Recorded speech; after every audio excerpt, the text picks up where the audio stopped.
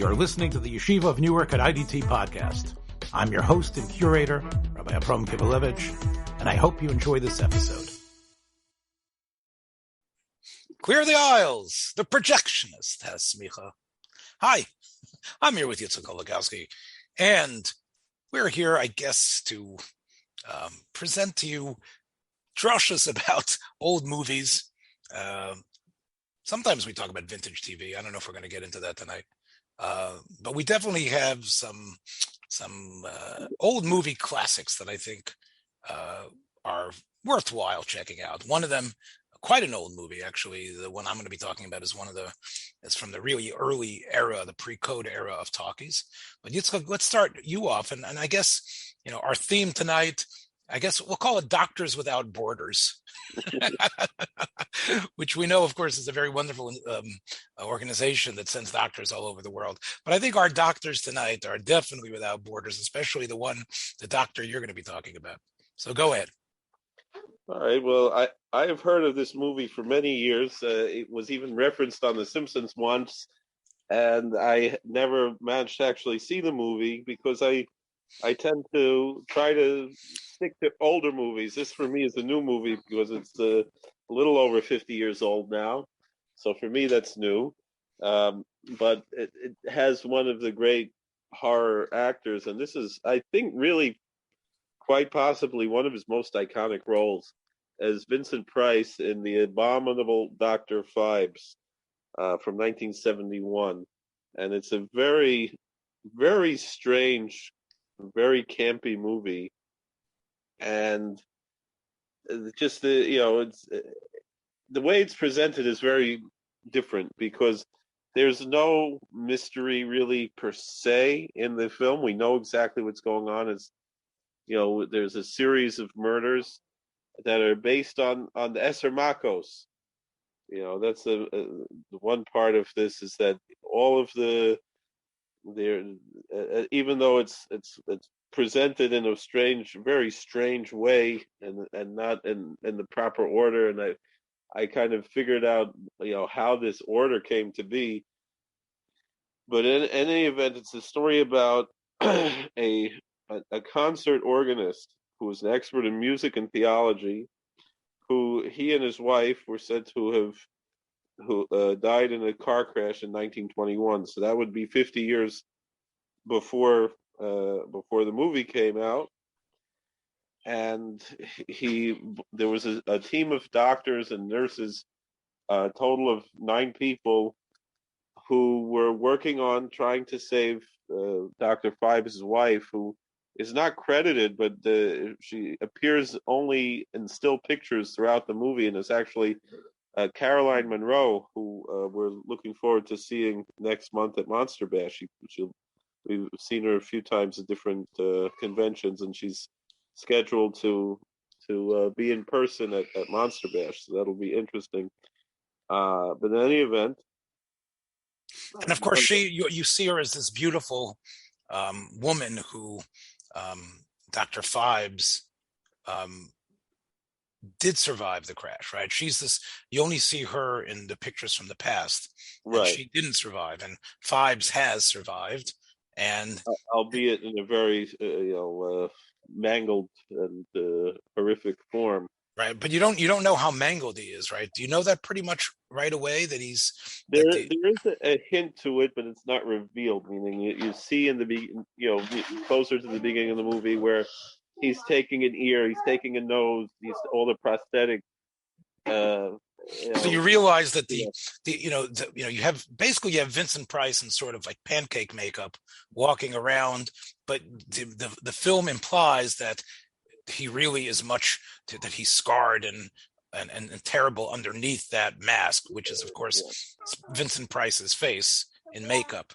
So really, this Dr. Phibes has also survived, but at a terrible price, and he's taking revenge, right, on the people who worked on his wife, right? All these doctors. And so since there's 9 or 10 people involved, he uses the Esser Makos as the archetype for each of the way that he takes his revenge and murders the people that he blames for even though it wasn't even really medical malpractice. It was they tried their best, and they that's how it's presented, and yet one by one they're killed off in very outlandish manners. And before they're killed, he has this another beautiful woman as his assistant, who's dressed in very stylishly, tastefully. There's nothing inappropriate of how she's dressed, but she's dressed as a stylish model, and they do these dance sequences with a whole band of robots playing music just before they go and do this very whatever strange manner of killing someone that they do. Now the actual order of the Makos and how they interpret them are rather strange, but she might be playing the violin while they're killing the victims and so forth. The first one is and then after they kill each of their victims, they have a necklace of some sort of an amulet that has in Hebrew the name of the Makkah, and he puts it around the neck of a face, a bust in a wax bust of the victim, and he burns the face with the necklace on, with the name of the Makkah in Hebrew around, and then at one of the early Makos, he leaves the necklace by accident, and that's kind of how he starts. That's the clue, and I know that So the first one we see, they're releasing some, and it almost is like a James Bond type of thing. They're releasing these bats lowering into this person's bedroom, the victim's bedroom, and the bats come, and somehow the bats represent the Mach of Dever, and I don't really see what the connection is, to be honest. But that's the way that it's presented. Yeah, well, and I think there is and there's a rabbi in the movie too, right?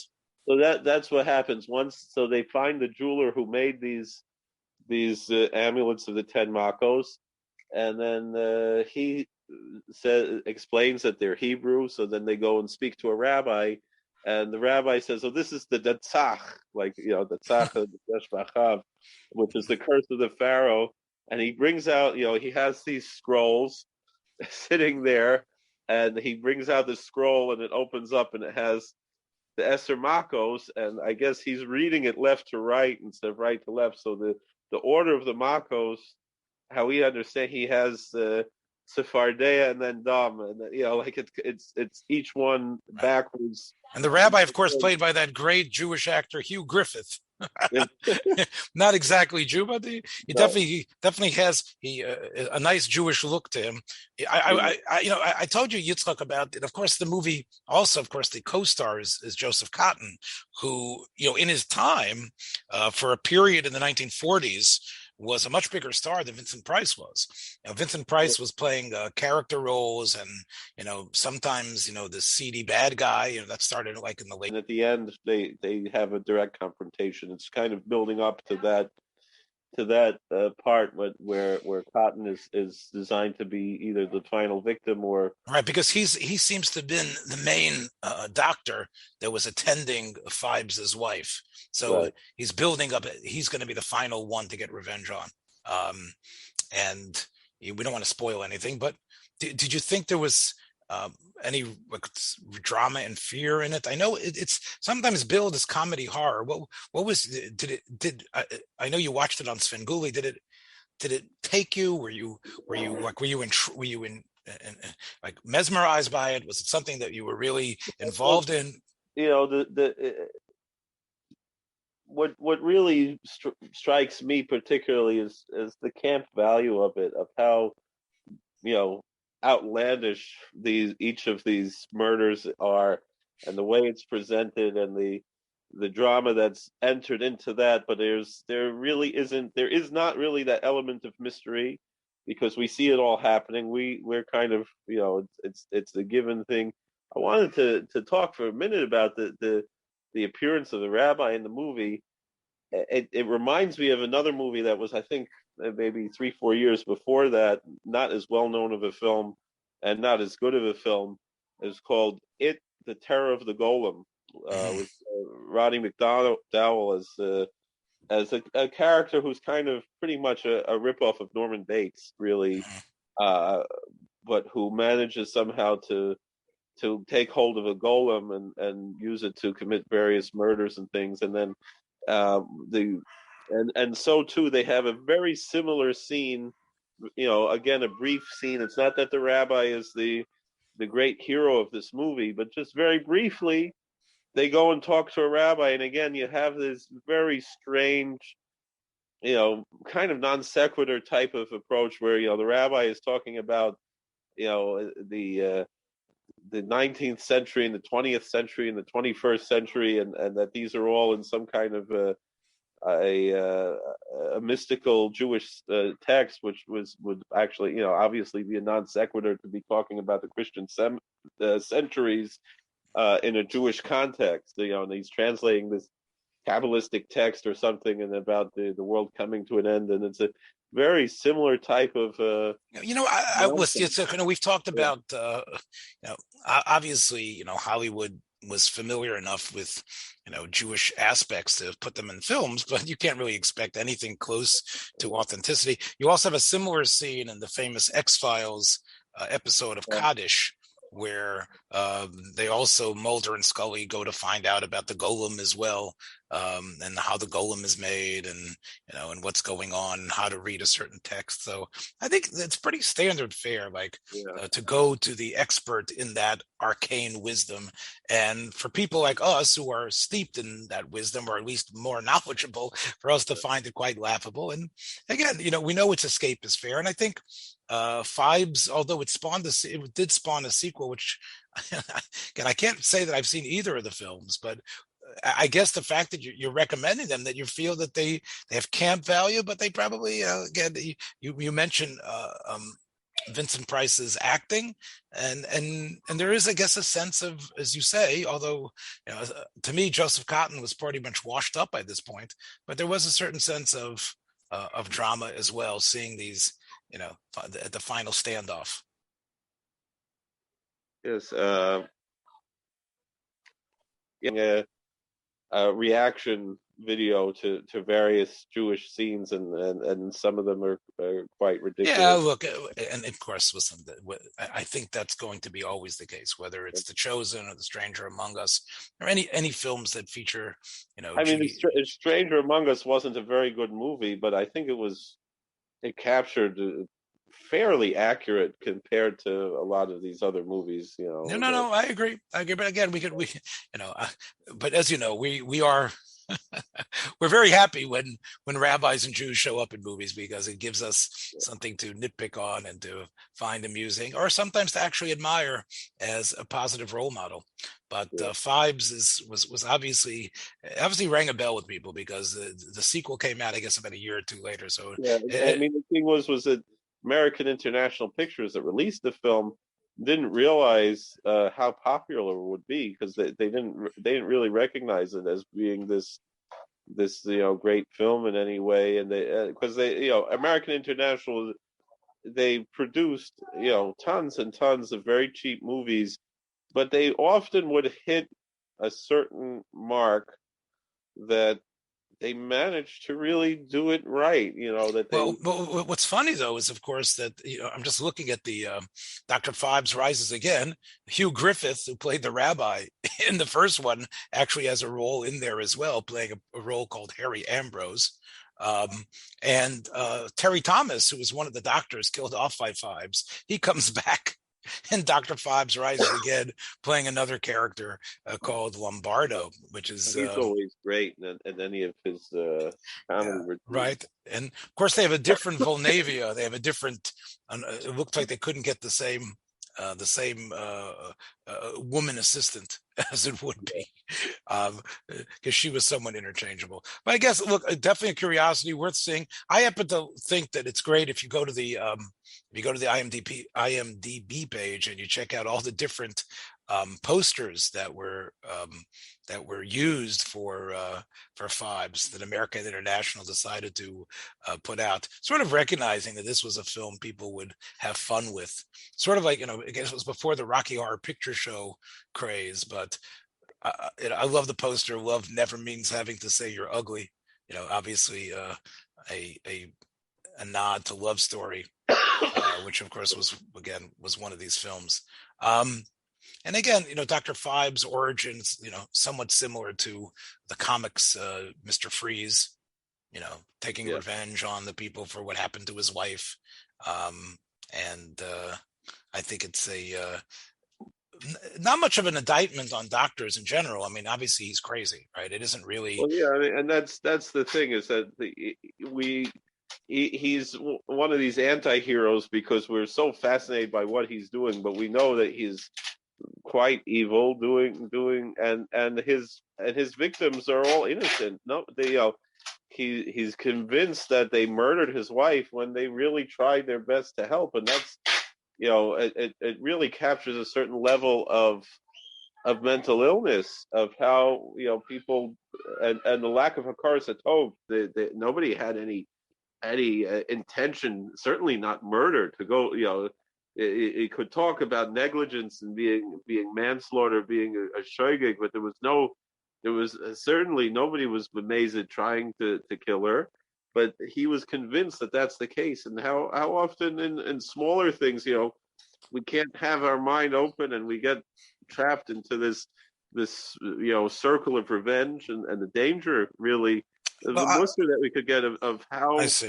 Why the Torah tells us so strongly that even in a small thing of borrow, the way Chazal tell us, if someone wants to borrow something and they don't give it, and you're not even to take that type of a small type of a nakama, because it's such a virus that enters into, it's an eris, it's a venom that enters into a person's bloodstream of this desire to take the nakama, and it's very dangerous. It could drive a person insane. Yes, I hear where you're going with this. Of course, when you're involved in a car accident, and who knows what sort of damage went to your frontal lobe, what would happen there? I assume that could accelerate any sort of bad, violent tendencies. But I would actually speculate, and I think this is a segue to the film I want to talk about, is that part of the reason why Phibes blames the doctors is because we put so much, even in the 1920s, and this is really gets into the heart of our film, the one I want to talk about.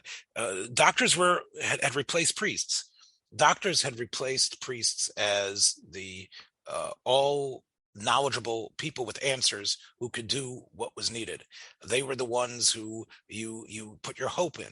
They were the ones who we exaggerate how much they could do, because they are the men of science. They are the men who have the magic in their fingers. They are the ones who have trained so well.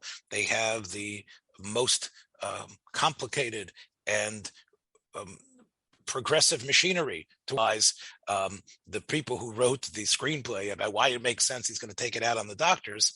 I think that's probably where you see it.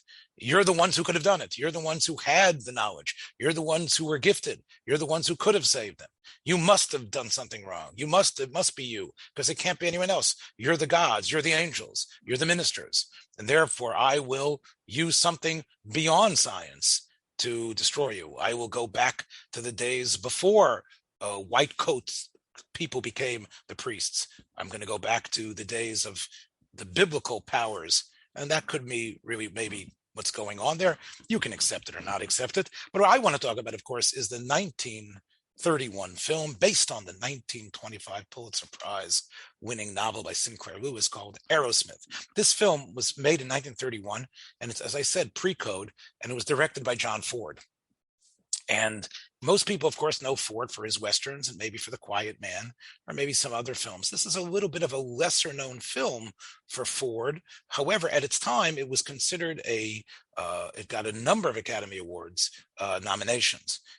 People really considered it a great, great film for its time. It's a film that is somewhat faded away in people's minds. There was, of course, Sinclair Lewis was the popular writer of his day. Despite, he won the Pulitzer Prize for Aerosmith. But of course, his great bestseller was Main Street, where he exposed the foibles and the hypocrisy of small town America. People, of course, were believing, that people, especially, when they talked about what was wrong with the urbanization and the ultra mechanization of America. Upton Sinclair, who bemoaned the slums and the terror of what was going on in the big cities and the abattoirs of the stockyards. Sinclair Lewis turned his beam toward small town America, which many people thought was so fraught with, it was ripe with good morals and character, and that's where we're going to save American from. And of course, Sinclair Lewis. It makes me think of Tom Lehrer had a song about My Little Town, and he talks about all the debauchery and sin that took place, and he's talking about, in a very nostalgic, sweet way, like, oh, I remember all these great things in my little town, and they were really quite horrific and, sure. and disgusting, and that's really why Sinclair Lewis was popular, because he was a satirist who exposed small towns. Of course, we've talked here on this program before about Elmer Gantry, the film where he takes on, the evangelist movement and the whole idea of the depths of religion in these small cities and what it's built on, and who are the schlockmeisters that are preying on the people. Aerosmith was his way of attacking the new gods, the gods of medicine. He felt that, not that he was arguing for religion, he just felt that, and this was based on a meeting that he had with someone who had resigned the Rockefeller Institute because of the ultra commercialization of medicine. There was this idea of pushing the doctors as the new heroes and featuring them in glossy magazines, and basically pushing the fascination with being able to cure diseases and being involved, as because that was really, in those first three decades of the 20th century, so much knowledge about how disease worked and how germs spread.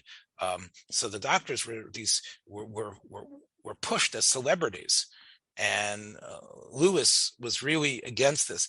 He was really even against, which is very interesting, he was even against the idea of the hometown doctor. He felt that the hometown doctor was also, in a way, like the town celebrity.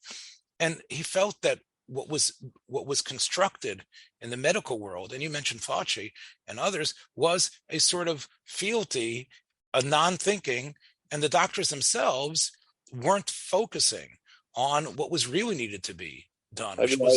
Living in a small town, I've seen that. The doctor in the small town, he is the doctor of the town, and then he tries to run for a local politician. Right. Like he's somebody. He wasn't Matzliach, but like is a Yiddish kind here. He just retired from his doctor practice after, I don't know, 40 years maybe.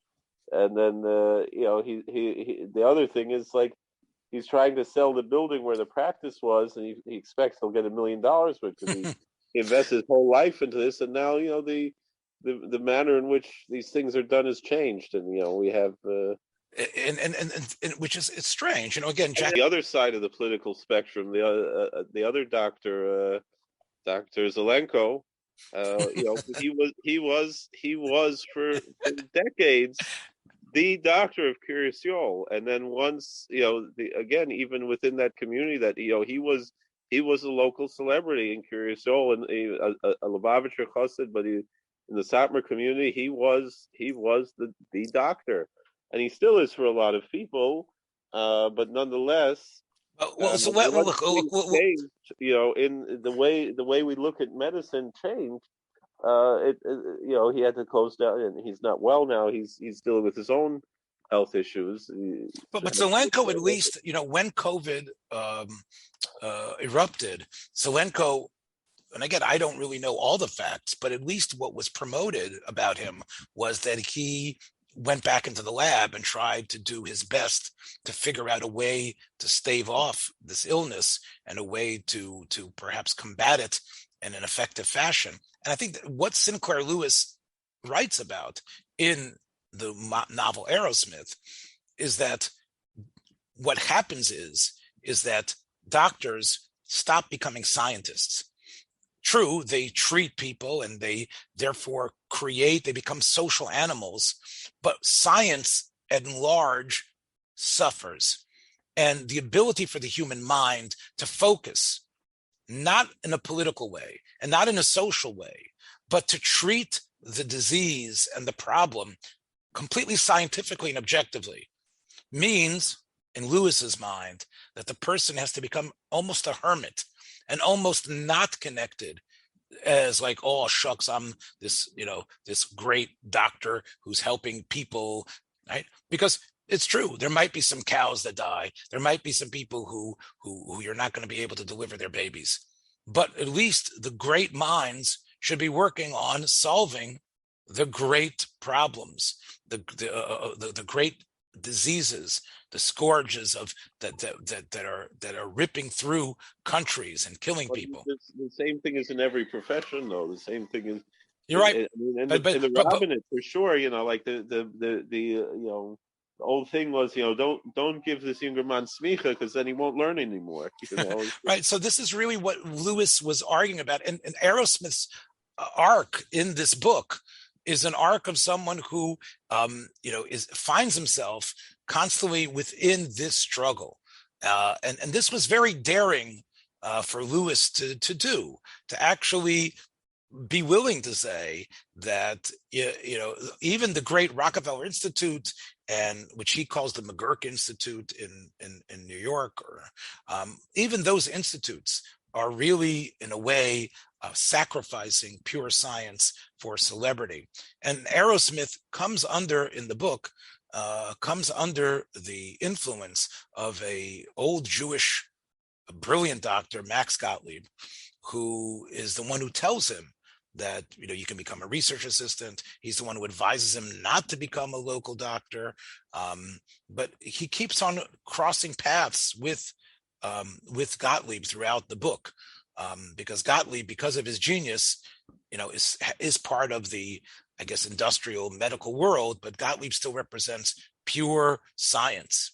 Now, in the book, the last portion of the book is about a outbreak of a type of plague in the West Indies, and Aerosmith goes there with his wife, who in a way represents a perfect helpmate for him, although she's a nurse, and then she's not able to have children because of miscarriages, and she becomes his helpmate, and she goes with him out to the West Indies, where he is supposed to do what he can in terms of saving the community, but more than that, he's supposed to work, because he has somehow stumbled upon a vaccine.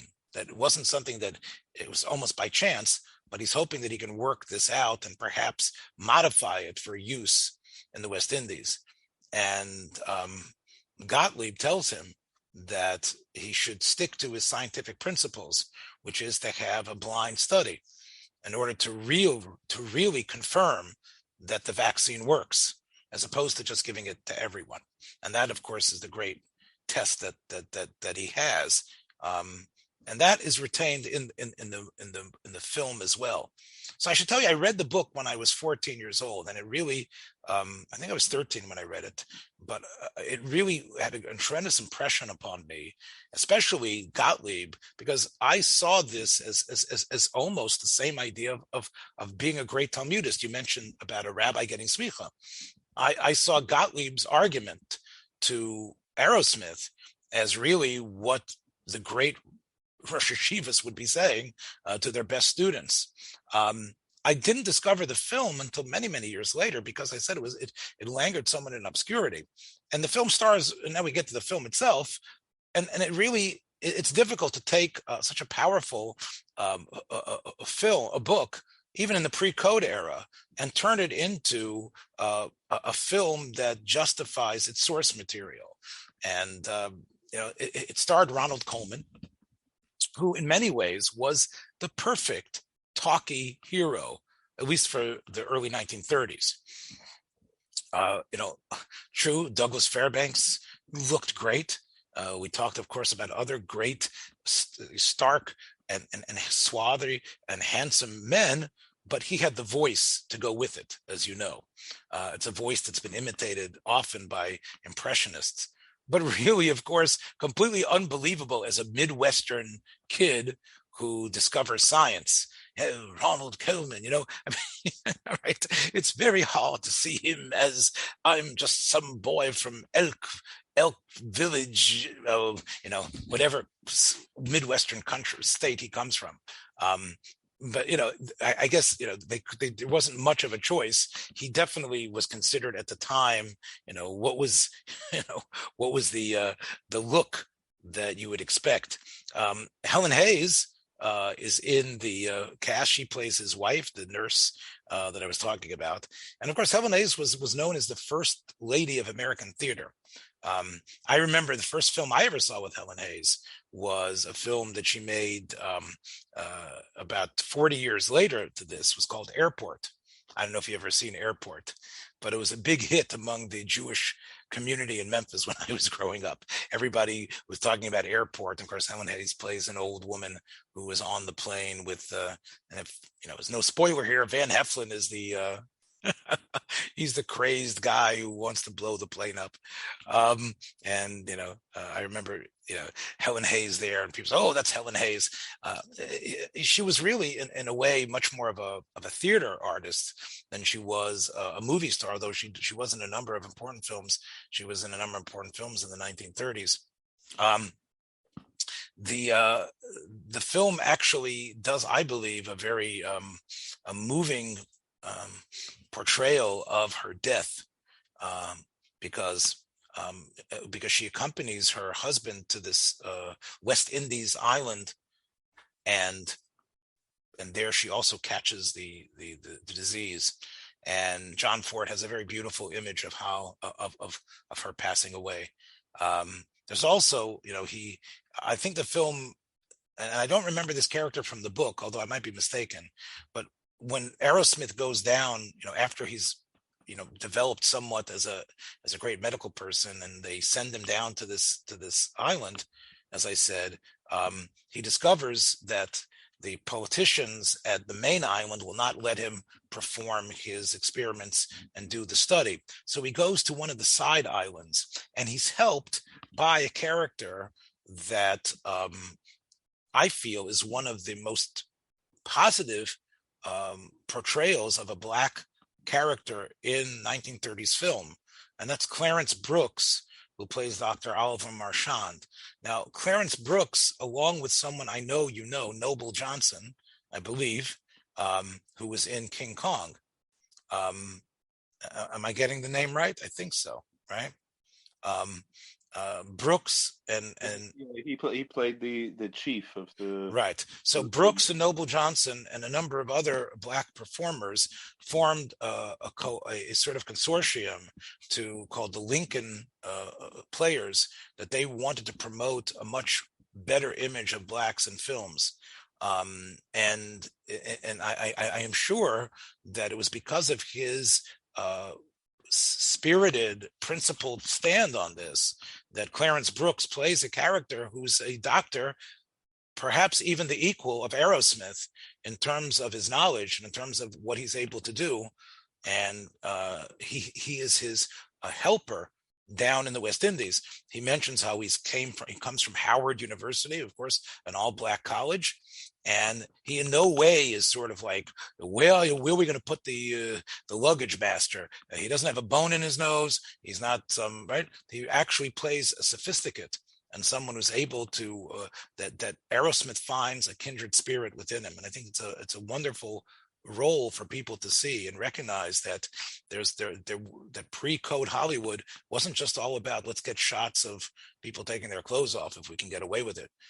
There was, I think, even a more advanced and more positive aspect of African Americans, in society, and you can see that in this film. There's also a small part played by Myrna Loy. Myrna Loy actually was in a number of silent films as well. She had a very long career, We've spoken about her incredible beauty that she retained, way throughout her life. She's mostly famous, I guess, as being Nora Charles, Nick Charles' wife in those detective films that I referenced a couple of weeks ago. But she had a very, very long career, and for years she played in the silent films, and even some of the early talkies. She played the femme fatale or the Oriental vamp who is there with no good on her heart. In this film, she plays a sort of like a flighty socialite who happens to be on the island. And in pre-code fashion, the film implies that Aerosmith has an affair with her while his wife is on the other island, and doesn't even know that she's dead. So there is that you wouldn't have gotten post the code. But unlike the book, where he actually marries her, and she becomes Aerosmith's second wife, and Aerosmith once again, deals with, because she's very much into the highfalutin world of the New York aristocracy, and he has to, fight against her. In the film, they sort of like imply there was some connection, but when she comes to him after he gets back to New York, he dismisses her advances.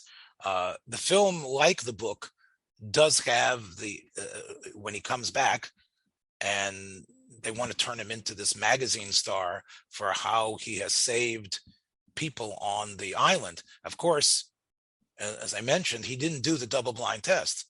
So even though he saved people, the vaccine itself is considered still unusable in terms of mass production because it's only incidental. He did not stick to the science enough, because after his wife died, he felt that that's the only thing he could do. He didn't want to take the chance that anyone would die. So there were no placebos given out. So in a way, he, as much as he understands that he was taken up by the emotional push to do that, to be the human being, the scientist in him, and Colman, I think, accurately conveys this in the film, realizes that he's failed, and he comes to speak to Gottlieb to sort of like get his mechila for not being the scientist he should have. But by this time, Gottlieb has suffered a stroke, and Gottlieb is nothing close to who he was. But even Gottlieb is not played by a Jew in the film. Gottlieb is played by an English stage actor, A.E. Anson, who was very well known in the British stage. I think he only was in one or two films, and I think he came to the United States in order to play this part. And he does an effective job conveying in this cold, austere way what science is about. Well, anyway, at the end of the film, no spoiler here if you're familiar with it, Aerosmith decides that he's going to resign from this prestigious this prestigious institute, and go out somewhere and just work on science with his old friend that he had from medical school, and become that hermit that you need to be. So again, we've talked about films of doctors before, Yitzchak. We mentioned The Last Angry Man. I mentioned People Will Talk with Paul Muni and Cary Grant. You could probably talk about the story of Louis Pasteur with Paul Muni again as this heroic doctor. And this film is really it's willing not to take a very drastic and really I think unconventional approach, and in that way I think it was somewhat true to what Lewis wanted. That ultimately we perhaps are we're putting too much faith in our doctors. Our doctors themselves are in a way not allowing celebrity, as you mentioned before, to cloud their decision making, and the populace at large, the ones whose pocketbooks are funding them, are also have a larger than life misconception about what a doctor's role in society should be. And basically, The film is, especially if you supposedly have the type of mind that someone like Martin Aerosmith has, that what you should do is realize that you might not see that changing of the world in front of you and get that feel good and get those pictures on the wall of all the kids that love it, that you gave them, little candies, etc. But the world past your life, the world that hopefully is yet to come, will be a world that will be so much more enhanced by your research and what you've discovered. But the question has to be: is it right to, if he saves all these lives? I mean, it's an obvious question. I don't have to bring it up. It's just, is it perhaps a critique of the scientific method? Meaning, he knew it worked. He knew he didn't need to follow the scientific method. He didn't need to have the double blind. He didn't need to have the control group in order to prove his findings. He knew it worked. He saved these people's lives. Again, he saved some of them. Remember, it wasn't a magic potion that we knew worked, right? There were people that got it who did not succumb to the disease, but it wasn't. He wasn't necessarily able to figure out also to perfect the vaccine as well. So, yeah, you're right, Yitzchak. I would not have been able to omid in the Nisayon, right? But as we know with COVID and other things, I mean, this is a film that really brings up something that is still quite relevant today, which is, what is the, people. You talked about the Dr. Zelenko. I think one of the critiques that you heard from people like Dr. Zelenko and others was that why isn't my cure being pushed? Why isn't it being offered? Why do we have all these controls from the CDC and others saying no, we have to test it and further and further, right? I mean, correct? I think you are hearing that, and maybe that's what you mean when you say the scientific method might be in some ways just a being used by people to actually use it as a power grab, not to allow things happening outside their control. It depends on the situation, and if you can see something, if apparently, the claim is, I don't really mean to get into the politics right now. I mean, because I could darshan about politics forever, and there's too much to talk about. But the claim that Dr. Zelenko is making, that he had a very high success rate with his protocols that he developed, and like you said, I do think it is certainly a powerful thing that someone who has been in the medical profession so long, and usually by that time, the cliche is you always want to go to a teaching hospital, because if people who are already set in their ways, they're not going to accomplish anything. But you're right that he went back to the drawing board, and there is a certain heroism, whether or not people agree with all of his views, and I'm probably more on his side. But I know a lot of people who have really vilified him tremendously because of his beliefs and some certain things, ideas that people might characterize as conspiracy theories and things that he, and certain language that he's chosen to use. I know he's gotten a lot of criticism about it, but nonetheless, the proof is in the pudding. If he's matzliach, and he is saving people, and so what kind of an argument do we have against? I understand. I'm just saying that I think that the issues that Aerosmith really brings forth, I think, are in many ways a lot more subtle and contemporary than some of these other films that we've mentioned. I think that I can't say Aerosmith is a better film than The Last Angry Man or People Will Talk, because it isn't. It suffers. John Ford was obviously rushing the end, which is, it doesn't have any of the Chain of the beginning. They say that Ford, was a very difficult director to manage. This was a Goldwyn film. I don't know if it was MGM. I know it was Samuel Goldwyn was the producer of it, and I know that he supposedly had strict orders about not letting Ford get close to a bottle of booze while he was making the film.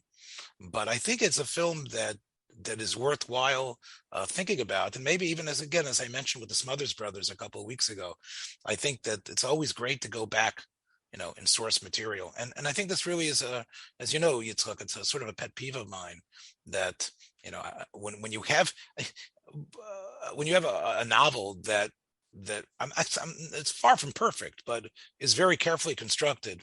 I think many times screenwriters have a hard time knowing what to cut out, what to excise, especially if it's a novel that is popular and people expect certain characters to be prominent in them. I sometimes feel like, Hitchcock had it right, that he took, other than Rebecca, which of course was, a very famous novel by a short story or a novel by Daphne du Maurier. Hitchcock took a lot of obscure material and was able to say, look, the author is gone. And I think that the film suffers because of that.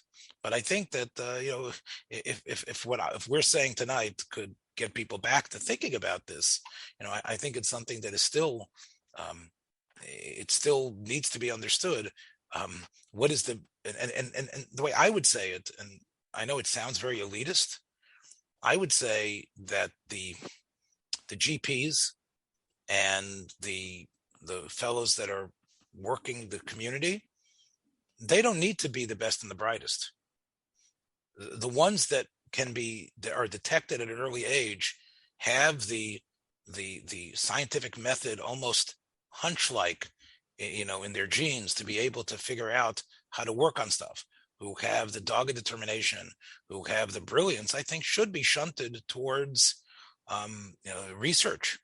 And I think that the ones that have, to a certain extent, it's the same thing in the rabbinate. I agree. We have our poskim that we go to, and you don't really necessarily, a charismatic rabbi who could give a good drasha, who might not be the biggest Talmud Chacham, but who is nichna to das Torah, and he's a mamin, and he has good hashkafas, has his position in the rabbinate, and as long as he's machni himself to a posik who. Right. Unfortunately, what happens to many of these rabbis, because again we push them because they're people skills, that again we have the poison that Sinclair Lewis was talking about was, the balabatim who are funding them end up becoming more important than the Das Torah. We know when it comes to poskim, let's say to only be a Rosh Hashiva but not also have experience in Rabbonis, you're separated from the people, and you can't really render a proper psak only as Rosh Hashiva. It has to be Av Bezdin Varam.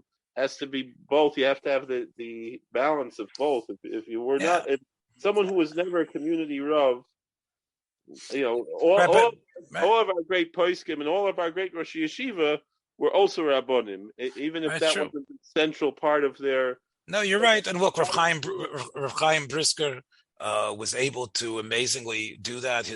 The way he was a Rav in Brisk, the way it's described in many, many sources, shows you the incredible how much he was given over to his community. Of course, my Rav and Rav Nota Greenblatt, we've talked, of course, about him and his ability to actually, straddle both worlds. But it is a very difficult thing to do. And obviously, I would say the difference here is, this program we've really gotten on our. If you didn't think we were rabbis up until now, anybody listening to this show says those two rabbis, they bored the heck out of me. But I would say Torah is a little bit different, because the Torah, the Ma'or Shabai Machziru L'Mutav, the Torah keeps you honest. And although we do have a lot of fiends in the rabbinic world who snuck in, most people are elevated and changed and kept honest. So even though people do become involved, and if you do have those social skills, You should perhaps be darshaning and being out there and visiting and helping people and being that person who knows how to glad hand. But you need to be able to make that time to be the researcher out in the woods. You need that time there's a certain amount of time that you don't get the phone calls. There's a time when you're in the Beis Medrash, you're in whether it's your house or a Beis Medrash in your city, or you have your charusas, and you need to be that person. I think Lilmoid Lamed, the Lishmar Velasquez. There's a story by the Choyze. I think they say that the Sanzarov only once ever saw the Choyze. And he was not even a bacher yet. He was a child under bar mitzvah, and everyone was in line to go give kvitlich to the Choyze, and then he said, "All right, I have to take a break," and then the Choyze called over Sanzarov when he was maybe it was a Shinover, I don't remember who it was, when he was a little child. He says, "Yingele herzi, I don't learn via to line in a kvittel." He said, "Child, I'm going to teach you how to be a rebbe, how to read a kvittel." And he said, and he was walking back and forth saying over the Mishnayos Ezer Mekoyman, because he said that the koyach of the Torah is what gave him the koyach to learn a kvittel. To be a rebbe, he realized he had to recharge those batteries by learning Mishnayos, by learning Torah, and that's what would give him the power in the Siyata D'Shmaya to give a bracha and to give an eitzah or whatever. Yeah, well, now you're actually going into even an area beyond that, Yitzchak, which of course, when we talk about a Rebbe like the Divrei Chaim, who was the Pesach Ador, besides being probably the greatest Rebbe of his time in many ways, you're talking about someone who not only was able to strike that balance, but as far as we're concerned, from our perspective, was zocha to Ruach HaKodesh, was zocha to all the madregas that the Mesos Yesharim speaks about and beyond, where you actually go to Ruach HaKodesh and the things, the brachas that you give are Poil Yeshuos. And again, it's all part of the incredible mystical nature of even meat and potatoes learning. Right. And what it means, which I think, again, makes this discussion related in some ways to the rabbinic world, but incredibly different and importantly different between the Chachma of Torah and even the Chachma of that the Rabbi Shalom was Toiveya in the Bria about Mafliya Lasois, about how human beings are able to withstand disease. And as we say, I guess it's worthwhile. This is still Iyar to say Ani Hashem Reifecha, that it's all with the Rabbi Shalom. And of course, that is a whole different perspective than whether it's Dr. Phibes or Dr. Aerosmith.